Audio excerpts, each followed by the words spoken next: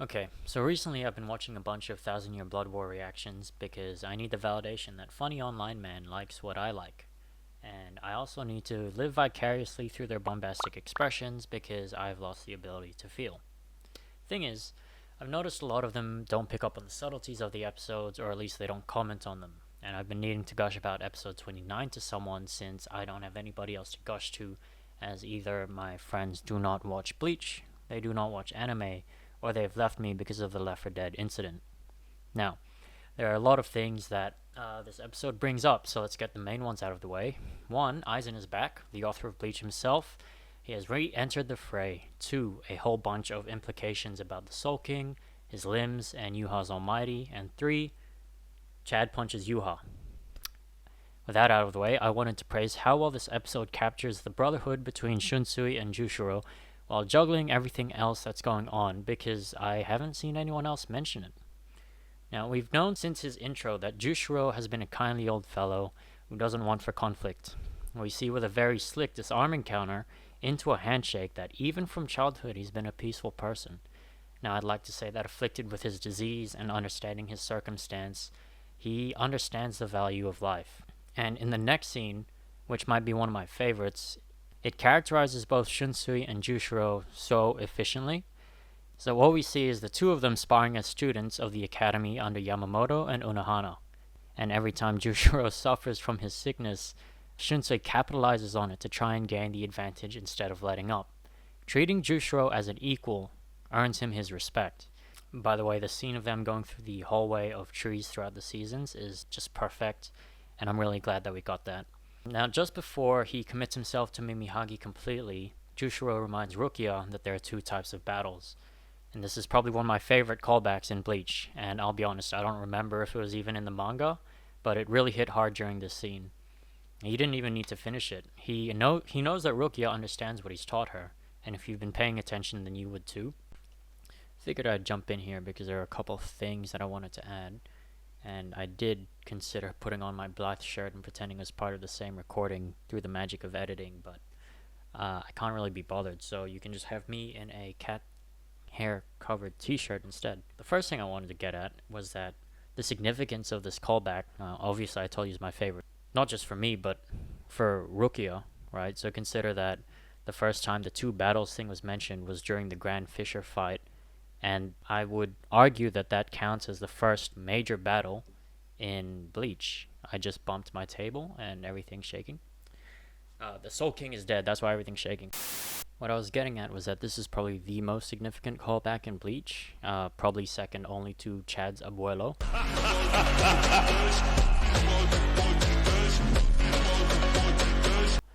Uh, it happened as early as the Grand Fisher fight, which is probably the first significant battle in Bleach. And it happens again in the Soul Society arc with the whole Ganju Shiba, Kaien Shiba, she's a murderer thing, where she's remembering Kaien's death, where Ukitake first taught her that philosophy. And it happens again when she's fighting Aronniero, the Spada number 9, when she reminisces that Kaien himself taught her that as well. And then it happens again in this episode in the Thousand Year Blood War arc, where Ukitake has to sacrifice himself. And, I mean, it's been in every single arc. The Substitute Shinigami, Soul Society, the Arrancar arc. It's in the Thousand Year Blood War arc, it's just not in the Fullbring arc, and I think that counts for a major callback if it's dotted all throughout the series. What you have to understand about this line is that it's always been to Rukia. She's had to watch Kaien die, she's had to watch Ichigo put his life on the line, and now she has to watch her captain sacrifice himself. And the crux of this interaction, this scene, is when he just says, there are two battles. You understand, right? Like, it's almost like he's saying it to the viewer, because he doesn't have to go on the whole spiel. He just has to say the first line. And like I said, because it's such a common callback, if you can pick up on that, then it's like he's telling you this is what has to happen. Like, you already know where this is going to go. It's trusting the viewer to pick up on that implication that makes the scene hit so hard, and why I think it's done so well. And it really represents Jushiro as a character just fantastically. To add to that, during the scene where Kaien's introducing Rukia to the concept of the two battles, he has this additional insight that he feels that Ukitake is telling them to protect the same thing. So even though he's making the distinction between the two battles, they're ultimately for the one thing.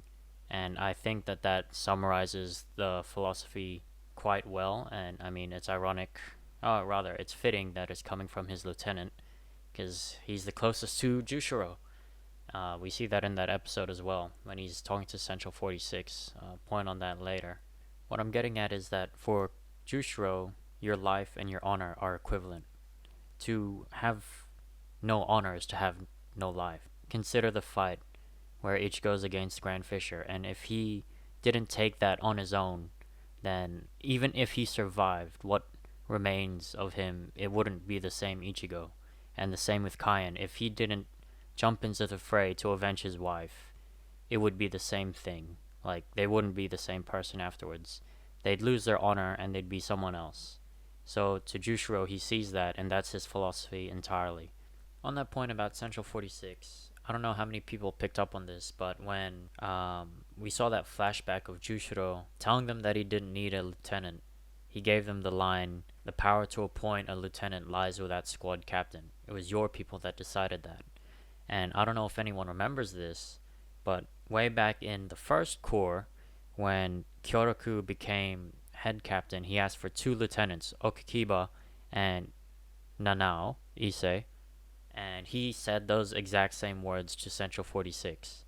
I think that was a pretty sneaky callback as well, and I didn't see that the first time, and I think that was really clever by them to put in. This was supposed to be a quick little interjection, but I ended up yapping for way too long, so I hope the rest of the video still makes sense. So the scene transitions to Shunsui mulling over the same sentiment before he confronts Aizen. There are 2 battles, a battle to protect life, or a battle to defend honor. And his next line, "Then mine is too," uses that implication to tell you everything you need to know about the 2 characters. If Jushiro is a man of honor, then Shunsui is a man of cunning. I couldn't see Yamamoto being willing to turn to Aizen, let alone, being capable of negotiating with him. But because of Shunsui's cunning, he's able to go toe-to-toe with Aizen, playing along with his games, and ultimately come to an agreement. To lay it out, both captains are fighting a battle this episode that characterizes their philosophies. Remember their dynamic during the sparring session. Jushiro, a man of honor, is willing to sacrifice his life to uphold it, while Shunsui is willing to use any underhanded tactic if it meant a shot at victory. One holds pride over practicality, and the other, practicality over pride. Their brotherhood is poetic in that their beliefs are in direct opposition of one another, that the 2 battles that Jushiro teaches of represent Shunsui and himself respectively, that Shunsui goes so far as to regard forsaking a victory in the name of honor as amateurish.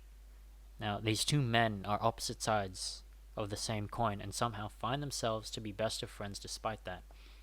I feel like it would be intriguing to see them in a situation where their philosophies came into conflict, where Shunsui resorts to the unforgivable.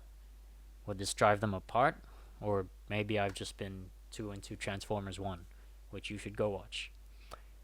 Kubo, the episode director, and scriptwriters did a phenomenal job with this episode, using the 20 minutes super effectively. I didn't even realize 20 minutes went by the time the episode finished. I know that their relationship never really got the spotlight because with any large cast, it's difficult to dedicate a significant amount of time to side characters, but I'm glad that this episode was able to encapsulate their friendship and ideals so effectively.